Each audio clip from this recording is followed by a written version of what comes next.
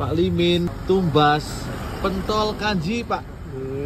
Di tempat kalian masih ada nggak sih yang jual pentol dan tahu kanji kayak gini? Bisa dibilang yang jual gini itu sudah cukup langka, apalagi dihangatkannya masih pakai arang. Harganya 1000-an aja dan bukannya sekitar jam setengah 8 malam. Lihat aja dong, pembelinya rela banget hujan-hujanan kayak gini. Lokasinya di Jalan Samadi, Kota Batu. Ciloknya mengkilap, sausnya khas. Teksturnya kenyal gitu, beneran lagi banget sih. Tapi rasanya kayak kurang kalau nggak ditambahi bon cabe makaroni crispy yang level 15 favorit Mas Sabi ini. Dicemirin langsung aja enak, apalagi ditambahin ke ciloknya Pak Limin ini. Teksturnya crispy banget, nggak keras, rasanya enak. Gurih, rasa pedasnya khas ala bon cabe yang mantep pol. Bumbunya enak dan pas banget. Seriusan sih, ini bikin lagi. Beneran cocok dibuat taburan makanan apapun. Selain level 15, ada juga level 10 dan level 2 rasa nacho cheese. Selalu sedia snack bon cabe makaroni crispy kemanapun dan yuk cobain ya.